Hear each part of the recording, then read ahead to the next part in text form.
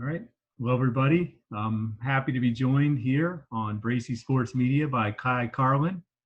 Kai covers the 76ers for Sixers Wire, USA Today. Kai, thanks so much for joining us today. Thank you so much for having me on, Aaron. I'm excited, man. Finally got something to do for a little bit during this quarantine time. Well, I certainly miss seeing you down at the Sixers, and this is actually the least dressed I've ever seen you. So it's a little different. I know, right? You're one of the most well-dressed beat reporters we have. Why do you dress like that, by the way? You know what? I have to give credit to my mom for this one because when I first started the beat, I kind of just show up in like a dress shirt and jeans. And then I have to give credit to Dave Schaller too on the Sixers PR staff. It was both him and my mom. First, Schaller was like, we're both Stockton alums. How come you're not wearing a suit? And I was like, dude, I mean, like, you have to wear a suit. I don't have to wear a suit. And then he was like, no, you have to wear one. We're Stockton alums. You got to represent. So I got to give Schaller the credit for planting the seed. And then my mom was like, why aren't you wearing suits? And I was like, what's up with everybody wanting me to wear suits? I'm confused. Like what, is this like regular attire? And then I think like towards the end of like my first year on the beat, which was the 2017-18 year, which when I began wearing suits regularly. Well, it's close call between you and Keith Pompey for best dressed on press row. So you're bringing some class to press row, which is definitely needed and appreciated. Well, you know what? I don't know if you saw it, Aaron, but Kyle Newbeck actually called us both out in a me and Keith out because I guess he got a question about like beat reporter attire, and he kind of was going down the list, and he listed me and Keith in his post, and he says these guys dress like stockbrokers to every game. So I'm more into Kyle dressing with the jeans, sneakers, and yeah. I wear a shirt and tie for my regular day job. So when I cover the games, I feel like dressing down a little. But I give you credit, and you do make a good impression on people dressing that way. So keep it up. But we're not here to talk about your dress. We're here to talk about the 76ers. Interestingly, it's been a month from today since the NBA shut down, and you were there that night. Could you ever have imagined that night that we'd be here a month from now and there'd be no basketball? No, because I mean, like, you don't really think that like anything like what's going on right now would happen in your lifetime. Like, obviously when you grow up, you hear about like the plague and you learn about these stuff in like history class and stuff like that in school. But like, you don't really sit here and think like this can't happen now. Like, I mean, it's, we're kind of more advanced as a society and things like that to really stop a spread from something like this happening. So when we got the call, or whenever Shams or Woj tweeted it out that like, the league is being suspended, I was dumbfounded. I can't lie. I was sitting there. The game, the Sixers ended. They beat the Pistons, and I'm getting ready for post-game stuff. And the tweet came out that the league was suspended. And Sixers came out, and Elton Brand and Brett Brown gave their like kind of speech and their thoughts on it, and then that was it. I mean, I was kind of shocked. I couldn't move. Like, it was really hard to really believe. So also interestingly, that was the last time Ben Simmons spoke about his injury prior to that game, and I guess he had left it off that he wasn't having back pain and he was going to be reevaluated in 3 weeks. As far as I know, that's kind of where we are with him, right? Has there been any update as far as you know? And if so, what is the update? And if not, where do you think he is health-wise? And if and when a season does continue, what does that look like for Ben Simmons? Well, yeah, he kind of gave like this nonchalant update, like, hey, I'm fine. We'll figure it out. We'll talk in 3 weeks. I don't have any pain, stuff like that. And then, then the league got suspended. And now we're kind of left in kind of limbo, right? I mean, like, we're kind of sitting here and we're like, what's going on with Ben? Is Joel healthy? I mean, even though he came back in their last game, he played, but is Joel truly healthy? What about Josh Richardson? Because he was hurt too. So you're kind of sitting here and you're stuck and you don't know what's really going on. The team hasn't really been able to really give updates because you haven't really seen them. Like, you haven't like checked on them or anything. The only thing I've heard about Ben Simmons was I saw him go on Instagram Live the other night with Tobias Harris and talk about the 2K tournament. I mean, we don't really know. It's a tough thing to really, analyze right now.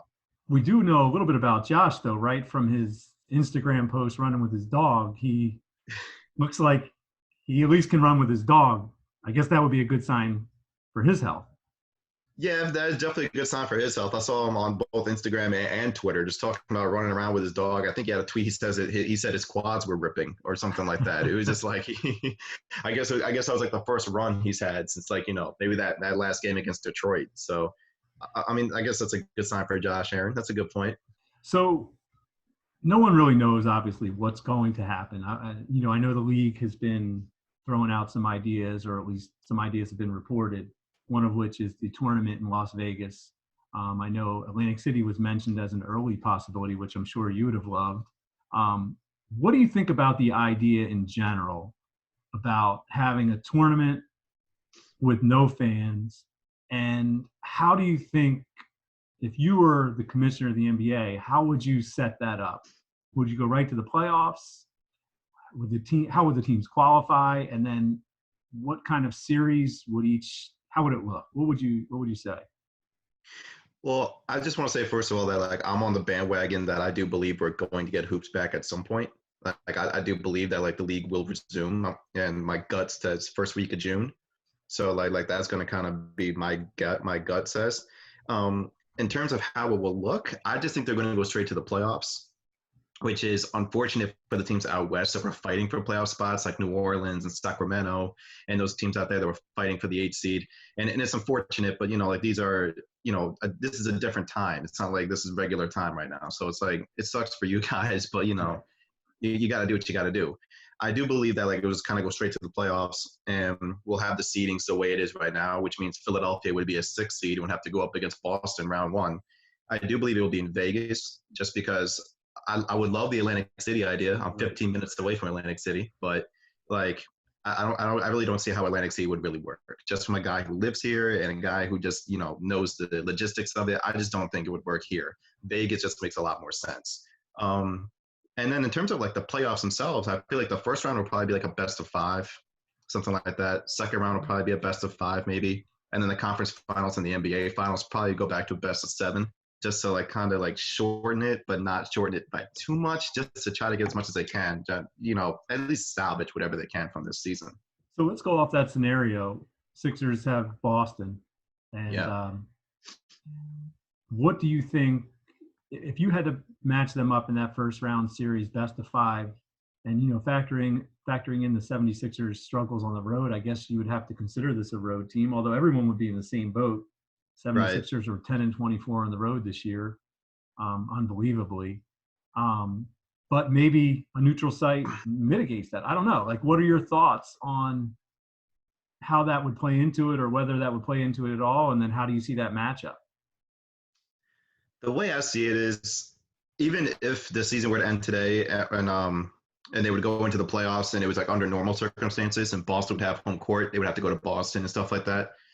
I think I would still pick Philly to beat them, just for the simple fact that I don't see Boston really handling Joel Embiid and Al Horford for a full 7 games. And yes, the Horford and the Embiid combination just has not fit. It's a terrible fit. Defensively, it's been great. Offensively, it's been a wreck. But I feel like come playoff time, that is where we're going to see Horford and Embiid begin to like really gel. And I know they say it all the time. Like Brett Brown says it, Elton Brand says it. We're built for the playoffs. And it probably is the most cliche thing in the world, but it is true. Like when you look at the makeup of their roster, they're not built to go up and down the floor for the regular season. They're built for the grind of the playoffs. So I think Philly would beat Boston. If we're going to go the best of 5 series, I think I'd give Boston the game. Like I would say 3-1 Philly. I think Philly would beat them. I think it's a good matchup for them. So there's so many issues surrounding 76ers, and the end not having a season, if we think of it that way, potentially, is going to impact so many people in the NBA in so many different ways. But the 76ers, we have this whole Brett Brown issue that's been kind of hanging over the team all year. And obviously, you want to see the season play out to see what he can do. So, and I know that's been a story in the local papers this week, is if there's no season, fire him or not fire him. I'm just wondering, how do you think, this could impact him going forward? And, is it fair for him to lose his job without really having a chance to prove whether or not he could get the job done. Aaron, I've thought about this a lot, and I kind of was beginning to teeter towards, like, hey, they got to move on from Brett Brown. But then, like, really have to kind of factor in a bunch of different things. Like, I mean, the front office gave him like a really awkward roster in terms of today's NBA. I've always said if this was like 2005, when the game was a lot different, it was more towards the two big men. Sixers would be hands down favorites to win the NBA championship, but it's not. It's 2020. So the front office gave him like a really awkward roster to kind of work with, and he's had to work through that, continue to figure out what Al Horford's going to do, where Joel Embiid is going to be spaced, what do you do about Ben Simmons, who, I mean, he still refuses to take a jump shot, which is a huge part of like this problem of this team. And then you got Tobias and Josh. You need to figure out how they're going to fit in as well. So I really feel like it wouldn't be fair to like fire him this season under the circumstances, just because he didn't get a full 82 games with this roster. He didn't get a playoff game. Like if the season were to end, right. He didn't get a playoff game. And just like, I don't think that like it would be fair to Brett. Like, I think you would have to give him at least one more year. So I tend to agree with you there, because I just think he hasn't had a chance to really finish the job or not finish the job. And, right. But I guess we'll have to wait and see on that. So once again, this is Aaron Bracy, Bracy Sports Media, with Kai Carlin from USA Today Sports Wire. Kai does a great job of covering the 76ers. Kai, can you just talk about some of the things you've been doing? Because you post like 4 or 5 stories a day during the season, if not more. What have you been doing Sixers content-wise to kind of fill the void and also, meet the fans' needs during this sort of uncertain time? Well, I mean, like it's been a lot tougher.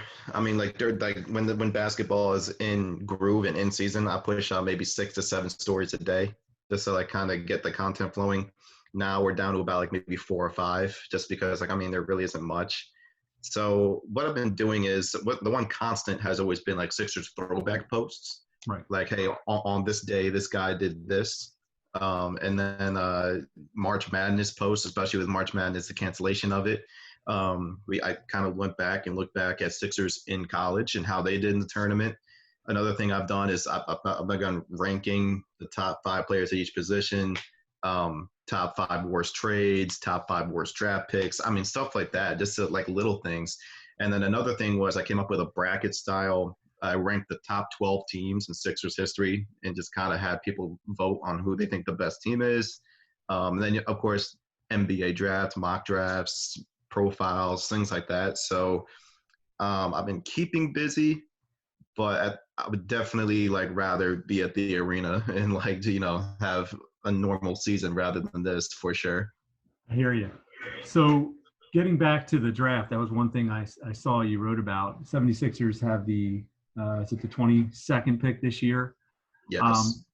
So one of the targets is Villanova Sadiq Bey, who I had a chance to see a lot this year. And what do you think of him as a fit for the 76ers? And if not him, who are some other players that you think might be a good potential fit at that number 22 spot?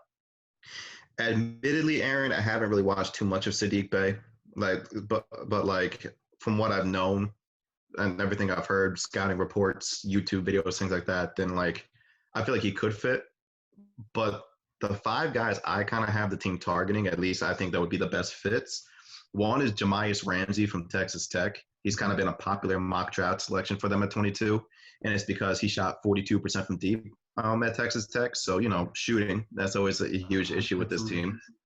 And then I like the point guard from Alabama, Kira Lewis Jr. Okay. He can always be a good backup to Ben Simmons. They've always been looking for a backup. They tried Raul Neto. They tried Trey Burke. They didn't work out.